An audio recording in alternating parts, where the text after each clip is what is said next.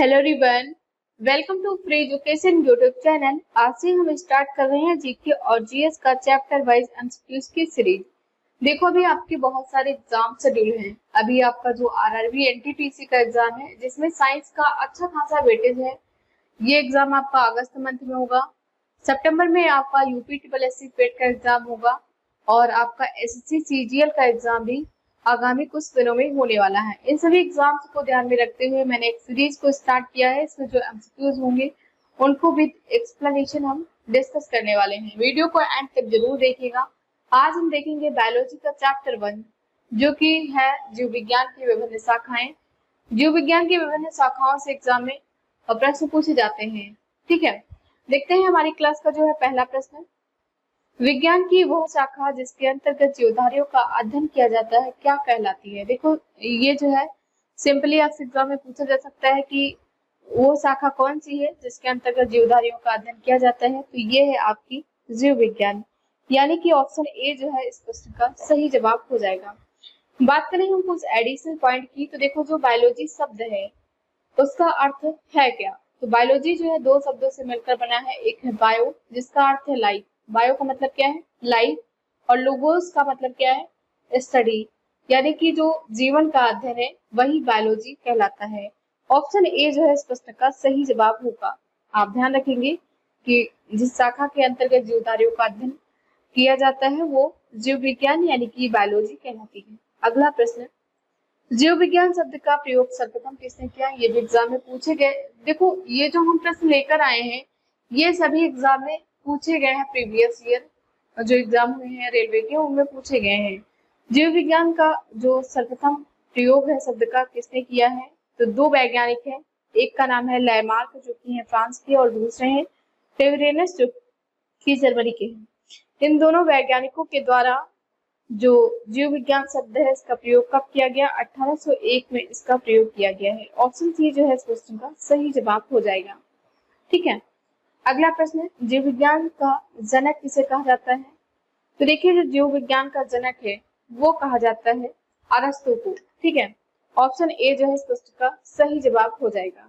ठीक है, additional point देखते हैं। तो जीव विज्ञान का एक क्रमबद्ध ज्ञान के रूप में जो विकास है ये प्रसिद्ध ग्रीक दार्शनिक अरस्तु के काल में हुआ। अरस्तु इनको अरिस्टोटल के नाम से जानते हैं। अरिस्टोटल जिनका जो काल है 384, यानी कि जो इनका टाइम पीरियड है 384 बीसी से 322 बीसी। यहाँ पर बीसी क्या इंडिकेट करता है? Before Christ. बिफोर क्राइस्ट का मतलब क्या है? ईसा के जन्म के पूर्व का जो टाइम पीरियड है उसे बीसी के नाम से जाना जाता है। इस काल में जो जीव विज्ञान है इसका क्रमबद्ध ज्ञान के रूप में विकास हुआ। उन्होंने ही सर्वप्रथम पौधे एवं जंतुओं के जीवन के विभिन्न पक्षों के विषय में अपने विचार प्रकट किए थे। इसीलिए जो अरस्तु हैं इनको जीव विज्ञान के जनक यानी कि फादर ऑफ बायोलॉजी के रूप में जाना जाता है। अच्छा, एक फैक्ट और नोट के तौर पर आप याद रखेंगे कि जो फादर ऑफ जूलॉजी है वो भी अरस्तु हैं। जीव विज्ञान के जनक और जंतु विज्ञान के जनक ये कौन है? ये है अरस्तु। बॉटनी शब्द की उत्पत्ति किस भाषा के शब्द से हुई है? तो ग्रीक भाषा से। ऑप्शन बी जो इसका राइट आंसर हो जाएगा। अच्छा, जो बॉटनी है यानी कि जो वनस्पति शास्त्र है इसका जनक कौन है?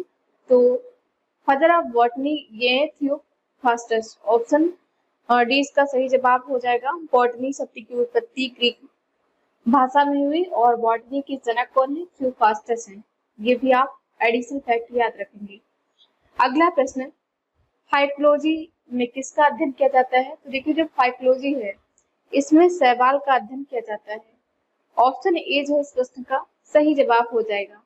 कुछ अदर फैक्ट की बात करें तो देखो, जो जीव विज्ञान है इसकी कुछ अन्य प्रमुख शाखाएं हैं जो एग्जाम में बार बार रिपीट होती है। एपीकल्चर, मधुमक्खी पालन का अध्ययन एपीकल्चर कहलाता है। सेरीकल्चर, ये क्या है? रेशम कीट पालन का अध्ययन जो है ये सेरीकल्चर कहलाता है। पिसीकल्चर क्या है? मत्स्य पालन का अध्ययन।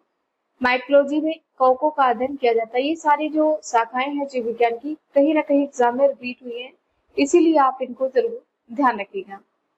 अगला प्रश्न, जीव विज्ञान की कौन सी शाखा वंशानुक्रम पैटर्न के माध्यम पर केंद्रित है? तो देखो, जो जीव विज्ञान की वंशानुक्रम पैटर्न के माध्यम पर केंद्रित शाखा है वो कौन सी है? तो ये है अनुवांशिकी, यानी कि ऑप्शन सी जो है इसका सही जवाब हो जाएगा। ठीक है, कुछ फैक्ट देख लेते हैं अनुवांशिकी के संबंध में। तो जो अनुवांशिकी के जनक है इनका नाम है ग्रेगर जॉन मेंडल। आप सभी जानते होंगे कि जो मटर का दाना है इस पर इन्होंने प्रयोग किया था।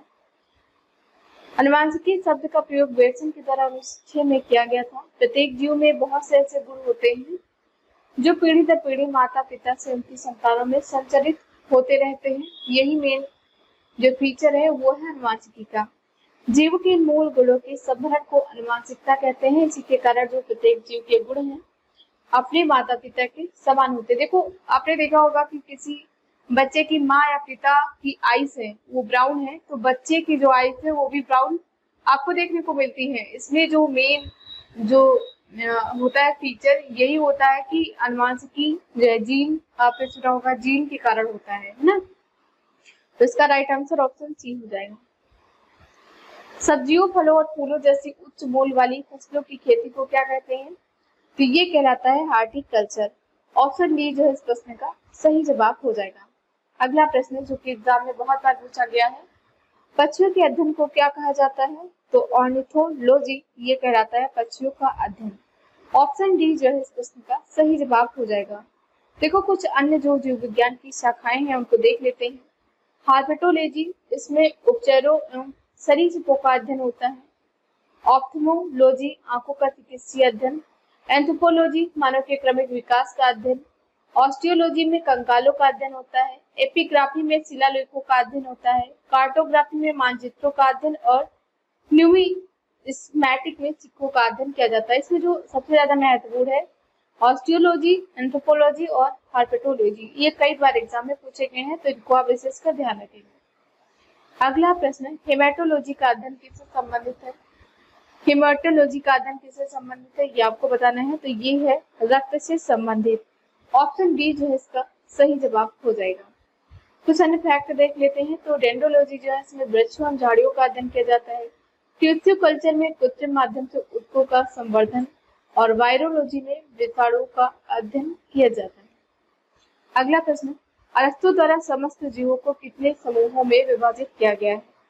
तो देखो जो अरस्तु हैं जिन्हें जंतु विज्ञान या फिर जीव विज्ञान के जनक के रूप में कहा जाता है, इनको जो है समस्त जीवों को इनके द्वारा दो वर्गों में या फिर समूहों में विभाजित किया गया है। ऑप्शन ए जो इसका राइट आंसर हो जाएगा। कौन कौन से दो वर्ग हैं? तो एक है जंतु समूह और दूसरा है वनस्पति समूह। जंतु समूह और दूसरा है वनस्पति समूह।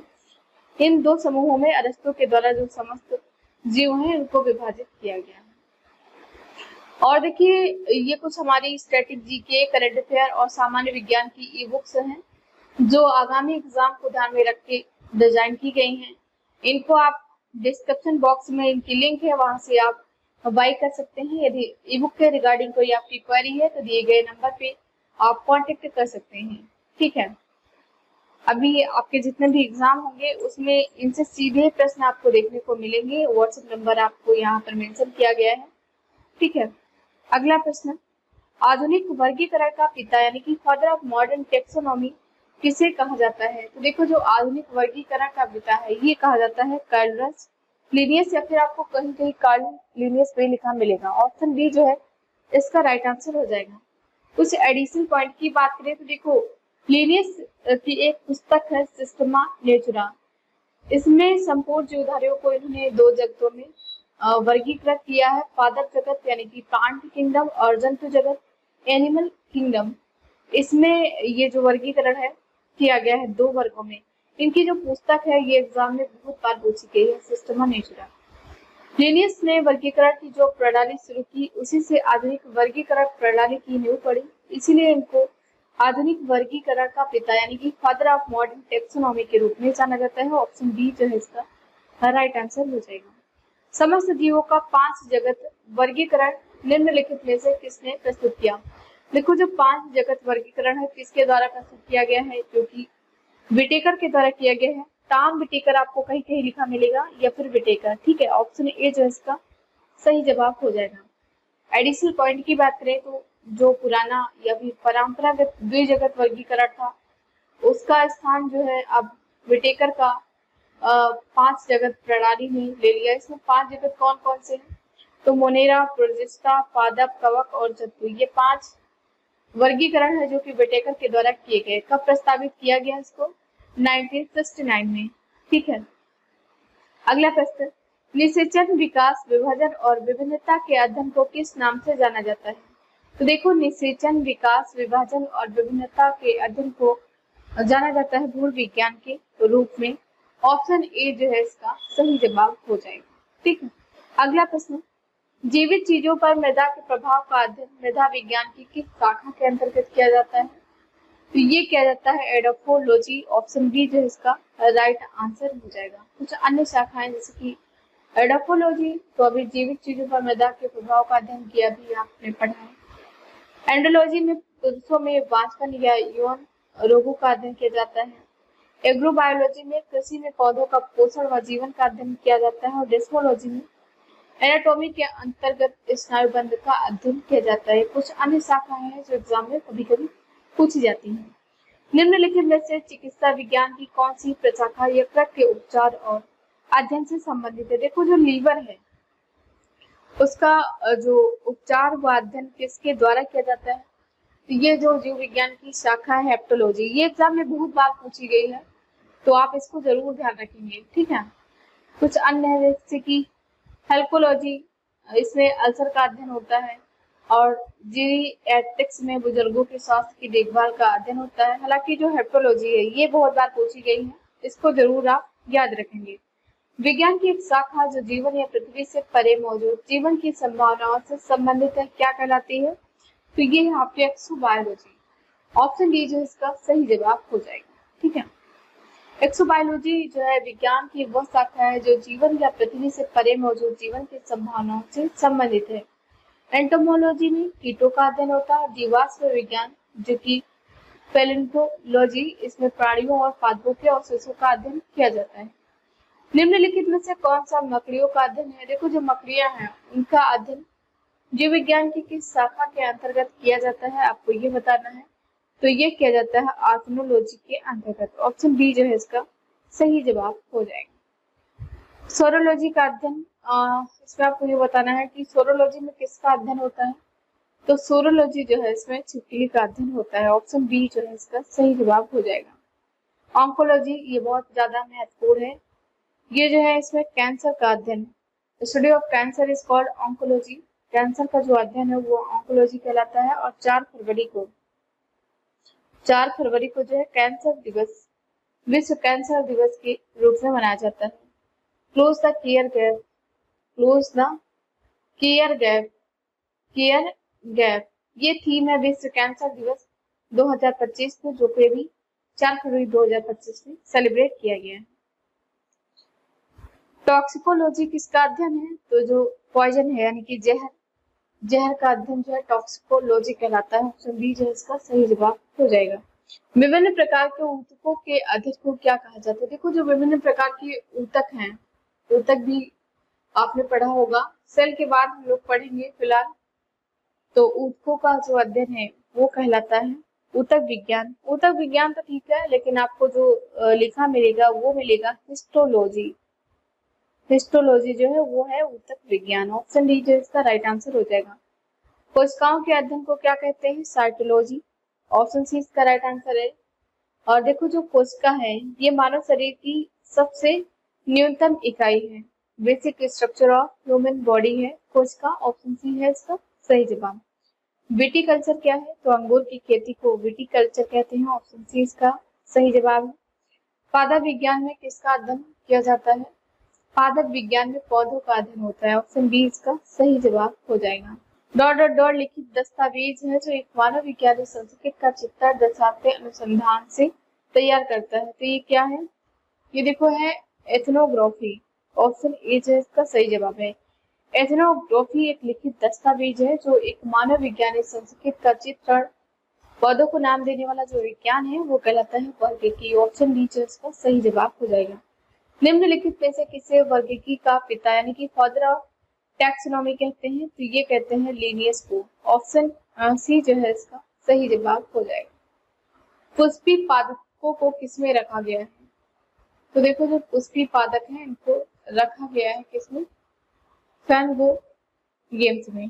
फैनरो गेम्स में पुष्पी पादपों को रखा गया है, फ्लावरिंग प्लांट्स जो हैं। वर्गीकरण की आधारीय इकाई क्या है, स्पीशीज है। आधारीय का मतलब जो मूलभूत इकाई है, स्पीशीज है किसकी, वर्गीकरण की, क्लासिफिकेशन की। हाइड्रोफाइट्स क्या होते हैं, तो देखो हाइड्रोफाइट्स जो है जलीय पौधे होते हैं। ऑप्शन बी जो है इसका सही जवाब हो जाएगा। हाइड्रो जो है जलीय से कोरिलेट करके आप याद रख सकते हैं, जलीय पौधे, ये भी एग्जाम में पूछा गया है। एसएससी सीजीएल सीएसएल जैसे एग्जाम में ये बहुत बार पूछा गया है। ठीक, जिन पौधों पर बीज बनते हैं किंतु पुष्प नहीं लगते वो क्या कहलाते हैं, तो ये कहलाते हैं अनावृत बीजी।